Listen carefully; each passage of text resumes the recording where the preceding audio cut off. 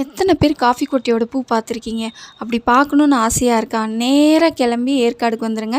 இதுதாங்க சரியான நேரம். எங்கே பார்த்தாலும் வெள்ளை வெள்ளேன்னு படர்ந்து போயிருக்குங்க. அவ்வளோ அழகாக பூ பூத்துருக்கு. இது பார்க்கும்பொழுது அப்படியே இலை மேலே படர்ந்த பனித்துளி மாதிரி இருக்குங்க. இந்த பூ பார்க்கும்பொழுது மதுரை மல்லி பார்த்துருக்கீங்களா? செண்டு செண்டா அதை கட்டி வச்ச மாதிரியே அவ்வளோ அழகுங்க. இதோட ஷேப் வந்து பார்த்திங்கன்னா மல்லியும் முள்ளியும் கலந்த மாதிரி இருக்குது.